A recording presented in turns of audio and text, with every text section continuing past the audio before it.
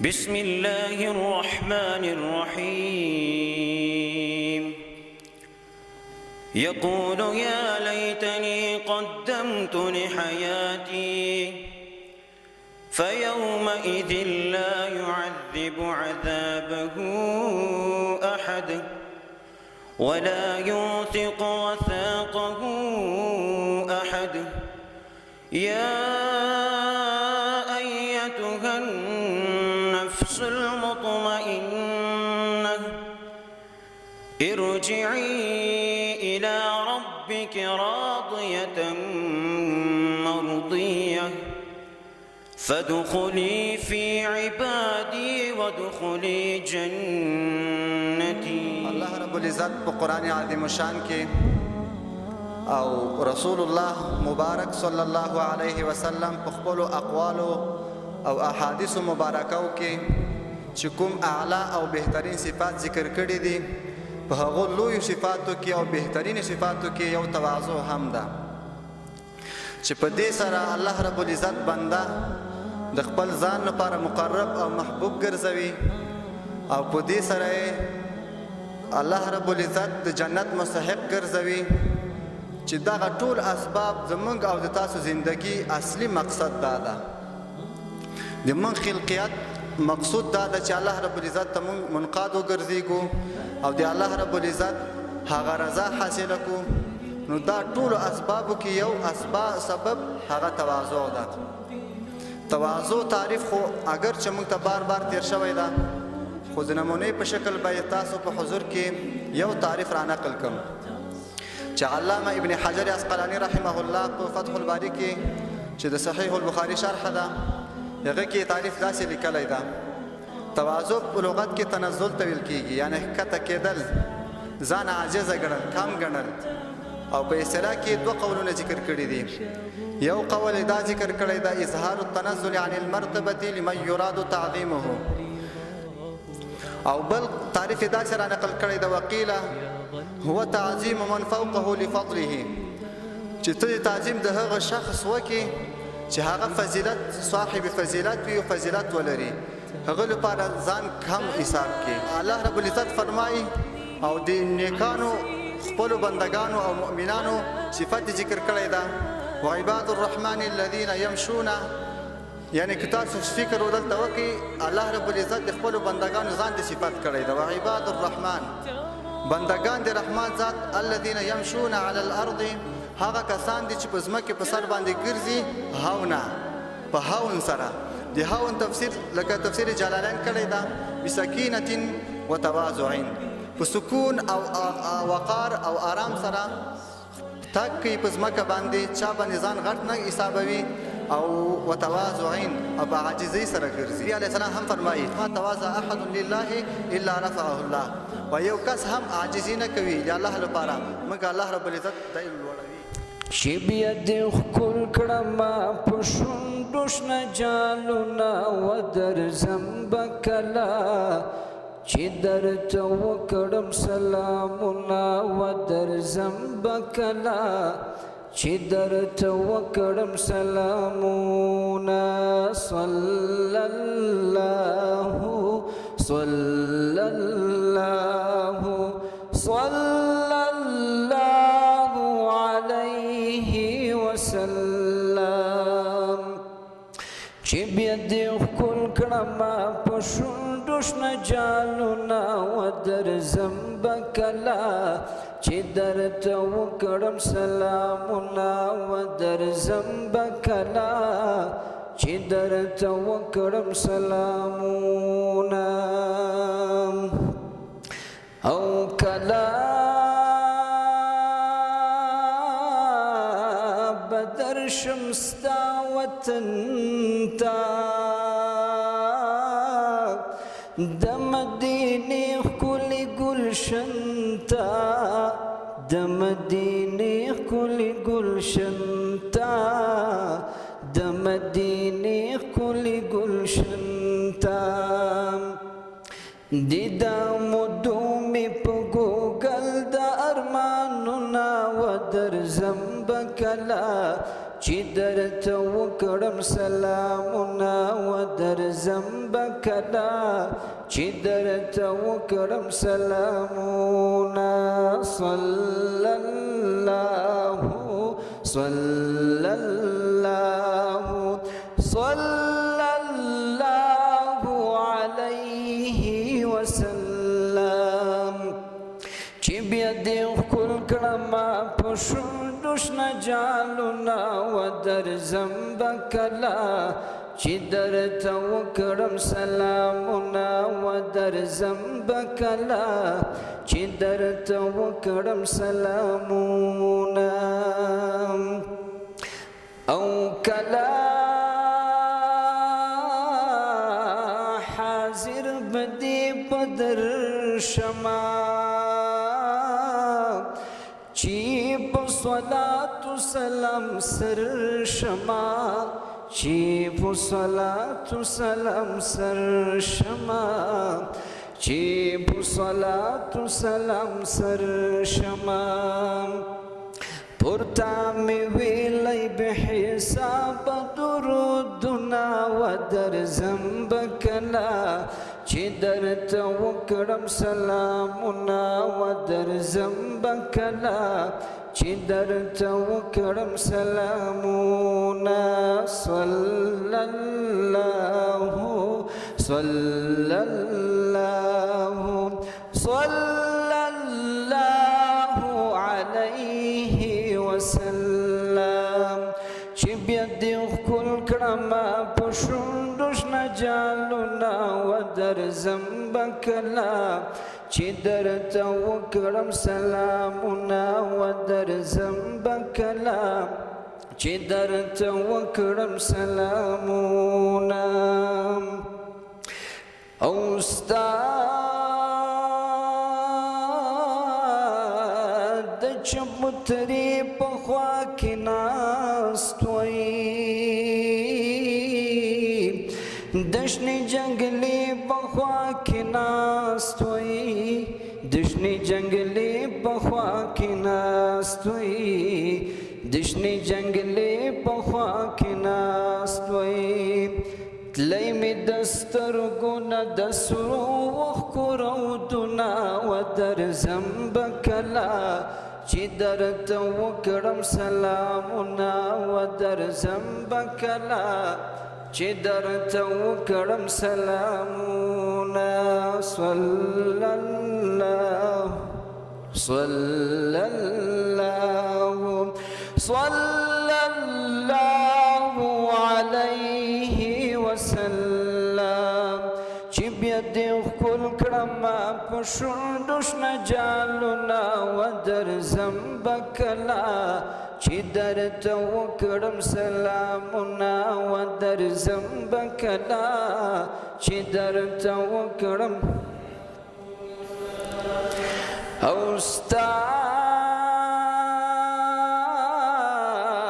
په مسجد نبوي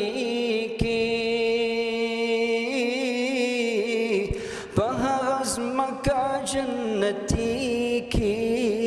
په هغه ځمکه جنتي کې وای کله به وکړم منځونه او ذکرونه ودرځم به کله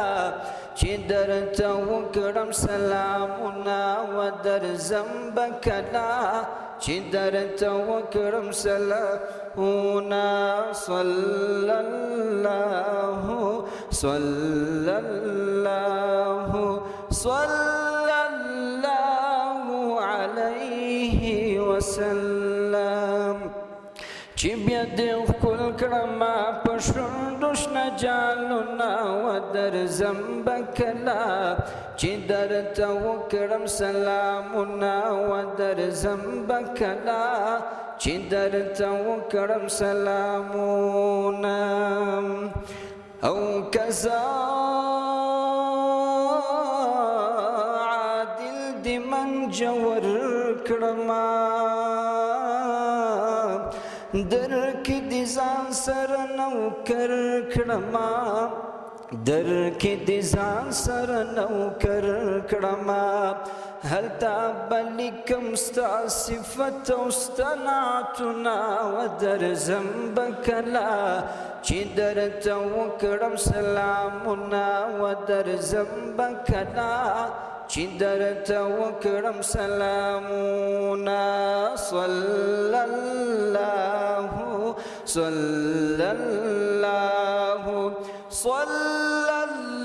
الله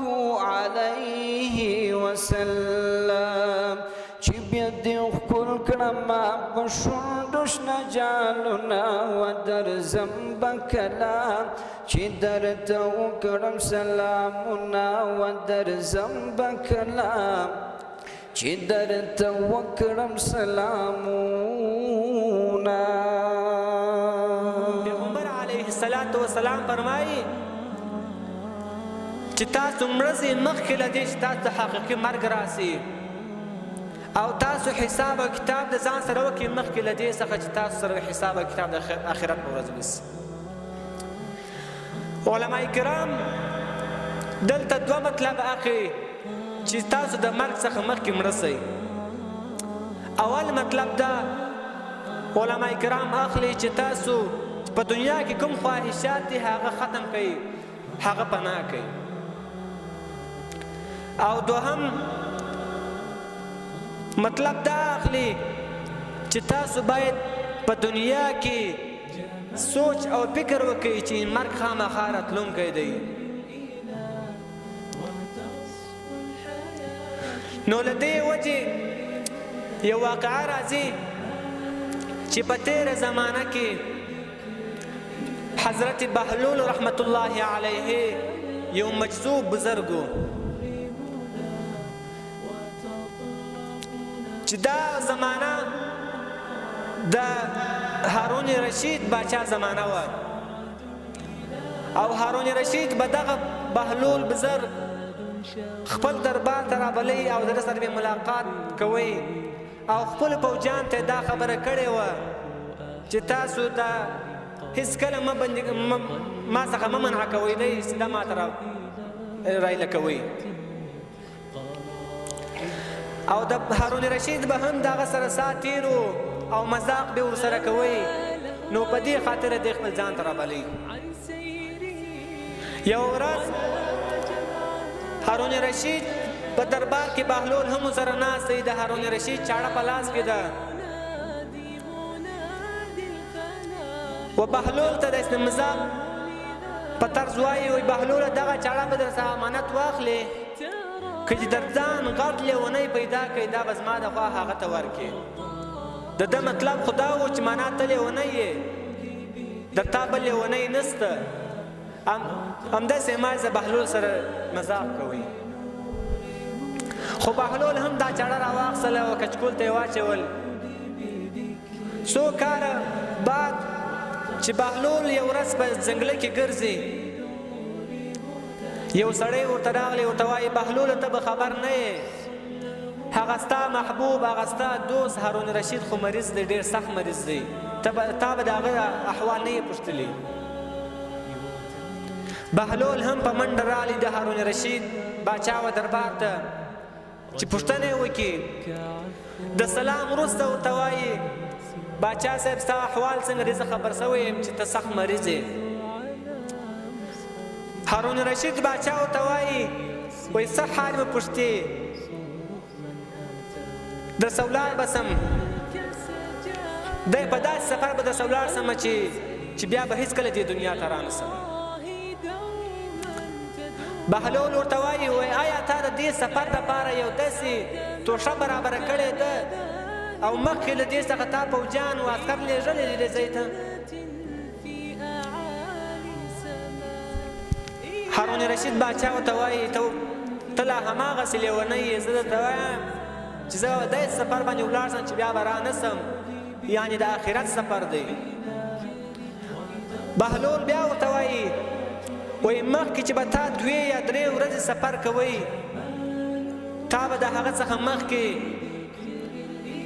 توشه برابرول د هغه څخه مخکې 1 میاشت مخکې به تا توشه برابرول او پوج به دې لېږئ هغه ځای به برابروئ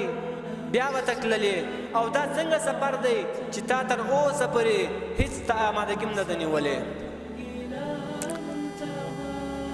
هارون رشید باچا ورته وایي دا مرګ دی، دا داسې سفر دی چې د دې څخه بیا هېڅوک هم نه راځي او نه د دې سره انسان په دې سفر کې نه چا سره انسان ځي او نه پوځ ځي نه عسکرو سره ځي، دا داسې سفر دی. بهلول ورته وایي تا ماته یو وخت یو امانت را کړی و چې دا داسې چاته ورکړه چې تر تا غټ لیونی وي، چې تر تا لوی لیونی وي. زه په ټوله دنیا کې وګرځېدلم، ما تر ځان بل داسې غټ لیونی نه کوي پیدا مګر ته مې پیدا کړی. زه پوه سم ته در ما غټ لیونی یې. هغه دا رقم چې ته به د 2 ورځو د سفر دپاره د 3 ورځو د سفر دپاره تا یوه میاشت 15 ورځې 20 ورځې تا آمادګي نیوله، لیکن ته خپله په دې اقرار کوې چې دا داسې سفر دی چې د دې څخه بیا هېڅوک هم نه راځي، نو د دې دپاره تا څنګه آمادګي نه ده نیولې مګر ته خپله په دې په خوله باندې اقرار کوې. هارون رشید باچا چې کله د ده خبرې واورېدلې نو په ژړا سو او ورته یې وویل یقیني چې ته ښه خبرې کوې، ستا هره خبره د حکمت ډکه ده.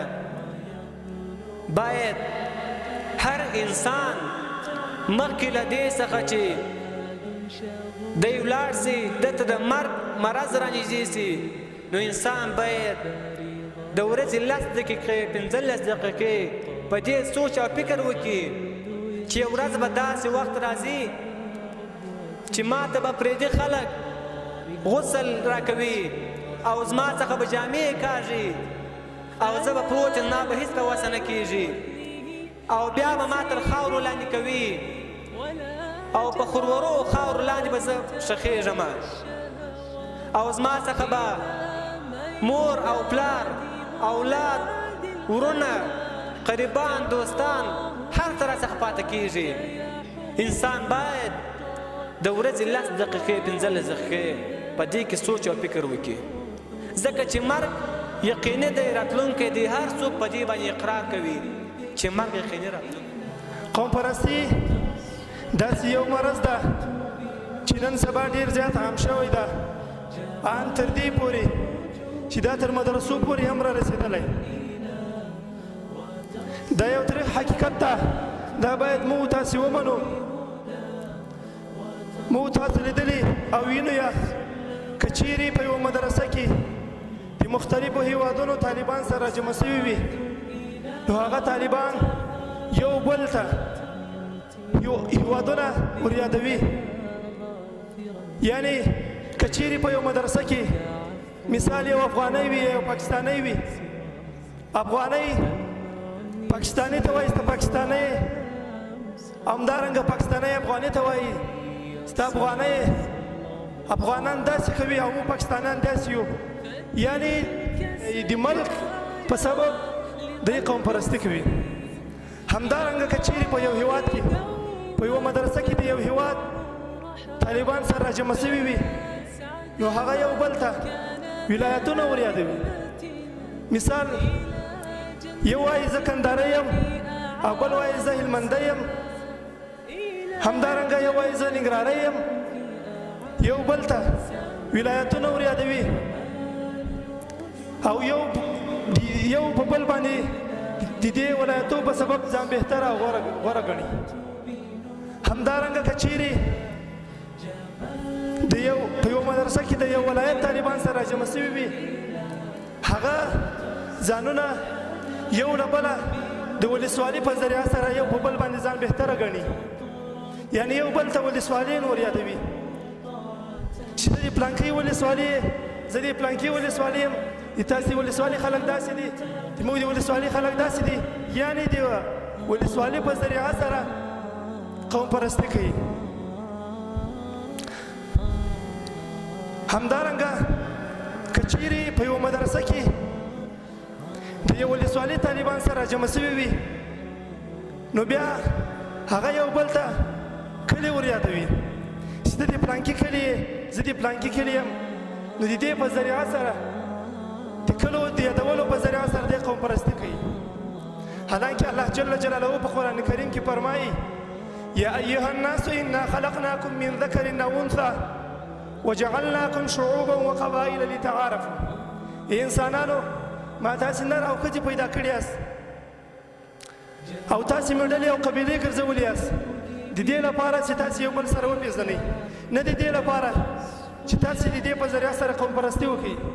نو له دې آیات څخه موږ ته دا معلومیږي چې الله جل جلاله چې موږ قومونه ګرځولي یو،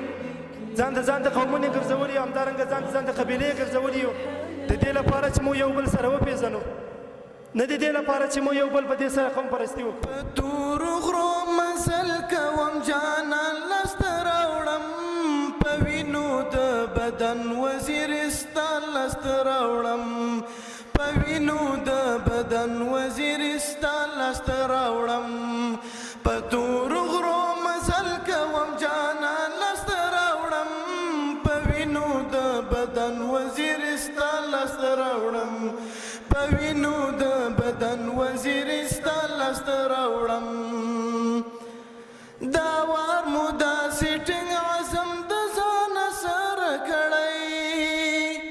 دا وار مو داسې ټینګ عزم د ځانه سره کړی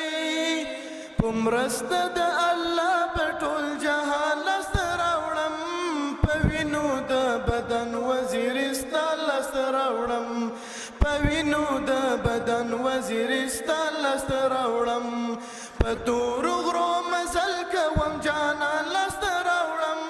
په وینو د بدن وزیرستان لسته راوړم په وینو د بدن وزیرستان لسته راوړم. ورکیم بې نړۍ ته چې زه دومره پرې مین یم، ورکیم بې نړۍ ته چې زه دومره پرې مین یم پروا د مرګ نه کوم ایمان لسته راوړم په وینو د بدن وزیرستان لسته راوړم په وینو د بدن وزیرستان لسته راوړم په تور غرو مزل کوم جانان لسته راوړم